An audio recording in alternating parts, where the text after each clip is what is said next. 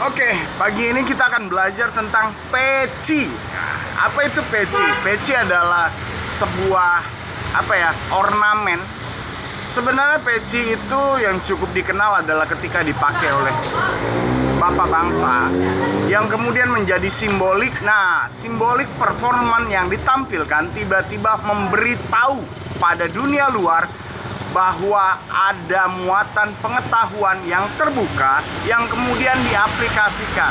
Nah, karena dunia luar tahu pengetahuan jenis apa, seperti apa, dan bagaimana, yang kemudian dunia luar, kita sebut saja luar negeri, kemudian membayar para antek-anteknya yang kemudian mendistribusikan dan mengkondisikan, yang kemudian case-nya terkait pada huruf. Jadi tentang performan dulu, yang kemudian terkait dengan case hurupan. Kenapa case hurupan? Nah, itu kan.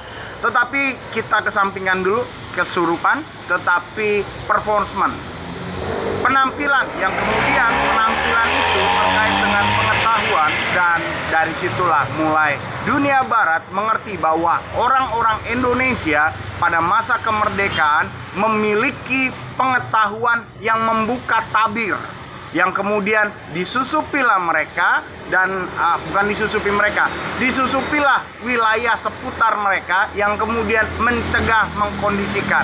Itu sebabnya bentuk peci kita adalah perahu, dan terkait dengan apa? Hitam, terkait dengan penutup kepala, terkait dengan kisah lama Anubis, yang terkait dengan Ang dan Angon. Yang kemudian kalian tahu apa yang terjadi pada beliau dan apa yang terjadi selanjutnya dikondisikan. Nah, apa yang terjadi itu sama sekarang. Jadi itu sebabnya saya dengan mudah melihat bagaimana, siapa, dan seperti apa. Jadi ke depan bagaimana? Ya, ke depan ya Anda sedang mengulangi kisah lama, lalu kemudian perpanjang, diulang, ya itulah yang terjadi. Tetapi bedanya adalah, ingat, karma, ajab, dan sakatul mautmu, serta penggabungannya yang kita sebut dengan kualat.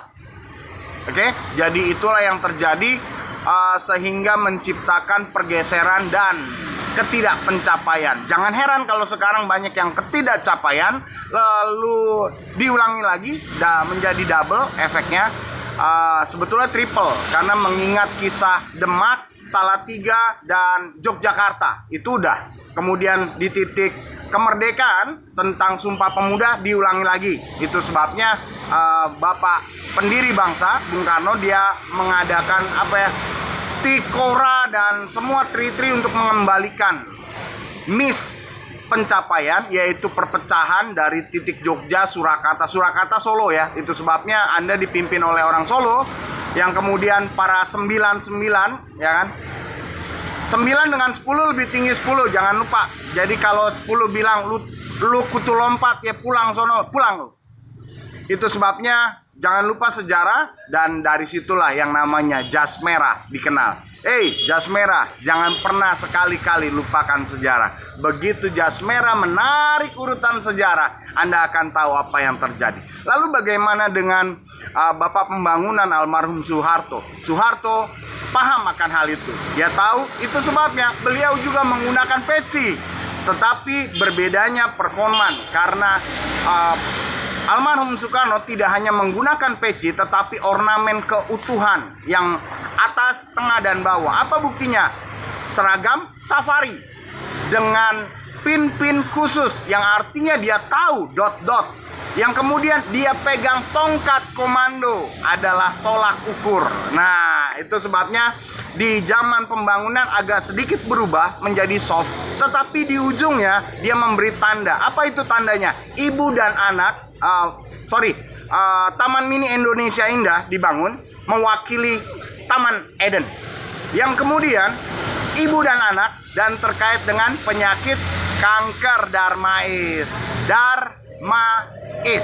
yang kemudian dari sana kita bisa tahu apa yang terjadi, yang kemudian masuk pada reformasi dan keterlepasan tujuan reformasi menjadi kini yang kita sebut NKRI harga mati, bahkan mampus, yang kemudian menolak bangkit. Karena apa menolak bangkit? Karena menggunakan pola yang sama dari kaum yang diajari kes huruf yang sama, yang kemudian mempergunakan cara-cara yang sama. Lalu bagaimana nasib anak-anak kita kemudian? Apakah akan semakin mudah?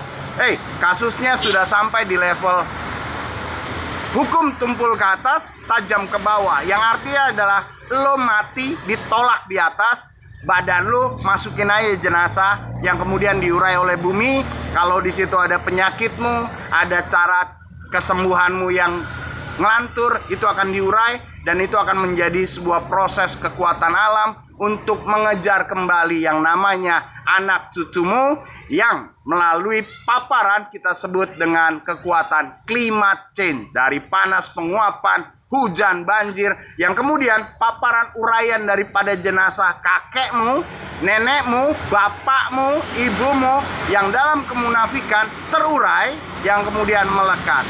Jadi diiringi dengan waktu, ketika lekatan sampai penyakitannya tidak langsung, tidak instan. Ada juga yang instan. Itu kan terserah yang punya waktu sesungguhnya. Tetapi sejak